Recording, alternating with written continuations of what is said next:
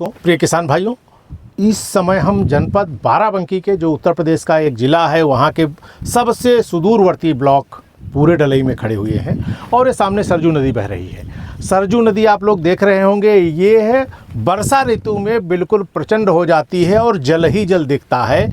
अगर ये जल मतलब बिल्कुल यहाँ कुछ दिखेगा ही नहीं, और वैसे फिर भी प्रकृति पर बहुत कुछ निर्भर है। यदि पानी घट गया तो फसलें यहाँ होंगी बरसात में, और यदि पानी नहीं घटा तो फसलें भी बरसात की मारी जाती हैं। तो यहाँ पर हमारे साथ हैं क्या नाम है आपका? इंदर जी हैं, जो इटौरा पूरब के हैं। नहीं, मल्लाहनपुरवा। अच्छा, मल्लाहनपुरवा गांव के रहने वाले हैं। और मल्लाहनपुरवा गांव के रहने वाले, ये परवल जो आप देख रहे हैं, ये है परवल इस क्षेत्र का माना हुआ परवल है, स्थानीय प्रजाति है। और इस परवल की खेती इनके पूर्वज करते चले आ रहे हैं, ये भी कर रहे हैं और आगे भी होती रहेगी। और बढ़िया इसी से इनका जीवन यापन होता है। इस कछार में परवल की खेती इनकी सबसे कम लागत में हो जाती है। और अगर उत्पादन की हम बात करें तो ये मान लीजिए 200 कुंतल प्रति हेक्टेयर से कम इनका उत्पादन नहीं है। और रेट, जो आमदनी हो रेट पर निर्भर है, क्या इनका रेट मिलता है। तो हम अगर बात करें तो ये पूरा बताएंगे कि कब इनका क्या हुआ। तो ये परवल कब लगाया था आपने? नवरात्र में लगाए थे। नवरात्र में लगाए थे, माने अक्टूबर में ये लगाए थे और अप्रैल में चैत नवरात्र में फल देना शुरू हो गया। चैत के नवरात्र में फल देने लगे। चैत का नवरात्र 30 मार्च को शुरू हुआ था, तो 30 मार्च से इसका फल देना शुरू हो गया। शुरुआत में फल कम निकलते हैं, बाद में बढ़िया निकलते रहते हैं और काफ़ी निकलते रहते हैं। और ध्यान ये दीजिए, ज़रा इधर दिखाइएगा कि कोई रोग नहीं है, ये प्राकृतिक रूप से बहुत अच्छा है। चूँकि यहाँ का माहौल, यहाँ का वातावरण इसके अनुकूल है। और देखिए, ये परवल लगे हुए हैं और ये परवल बहुत अच्छे हैं। और ये तोड़ करके प्रतिदिन हमारी समझ से इनकी तोड़ाई होती होगी, और जैसी मांग है वैसी करते होंगे। सब लोग जानते हैं परवल में नर और मादा पुष्प होते हैं, तो अगर नर पुष्प नहीं है तो फलत नहीं होगी। जो हमारे वैज्ञानिकों का कहना है कि 10 पौधों पर एक नर की पौधे की आवश्यकता होती है।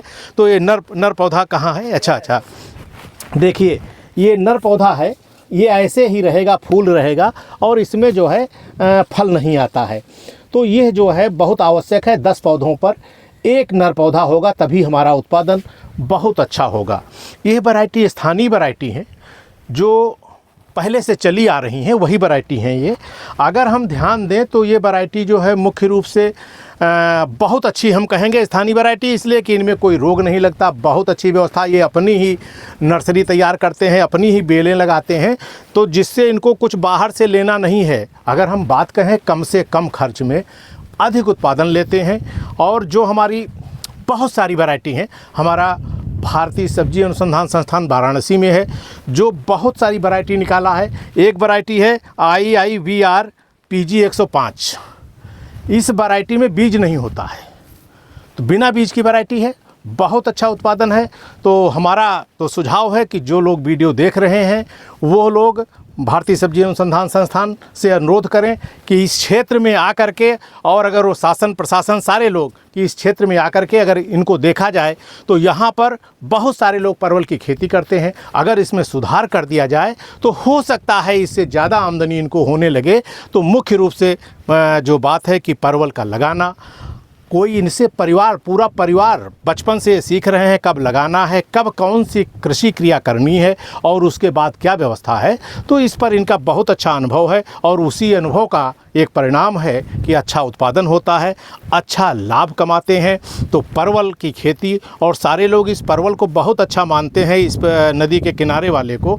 यहाँ ये लोग सब्जियाँ ही उगाते हैं। और अगर ध्यान दें, महत्वपूर्ण बात यह है कि अगर आप देखें परवल लगा कहाँ है, ये देखिए बालू है, ये बालू उड़ रही है, बालू में परवल लगा हुआ है और फिर भी बहुत अच्छा है। यह भी बहुत अच्छी बात है कि बालू में भी हम परवल जो है वो लगाए हुए हैं। मुख्य बात यह है, भावनाओं से परवल पैदा करते हैं, भावना जुड़ी हुई है।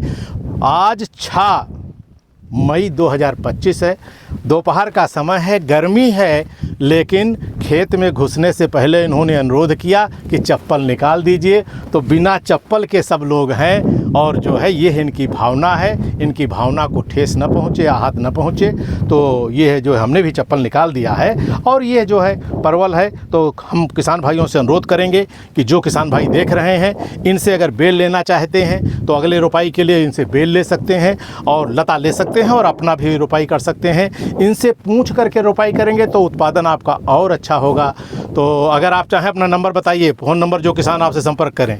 73 76 17 31 97। फिर बताइए एक बार। 73 76 17 31 97। 97। तो ये है किसान जो है वो इनसे संपर्क करके इनसे बहुत बढ़िया जानकारी प्राप्त कर सकते हैं कैसे लगाते हैं। चूँकि इनके लगाने का तरीका ये है, बेल बहुत महत्वपूर्ण है। जैसे आदमियों की पीढ़ी चली आ रही वैसे इनकी बेल चली आ रही है और बहुत अच्छा उत्पादन देती है। इस पर भी एक शोध का विषय है, हो सकता है इसी को और अच्छा कर दिया जाए तो ये और अच्छा उत्पादन देने लगे। बहुत बहुत धन्यवाद। जय हिंद, जय भारत, जय कृषि, जय कृषक।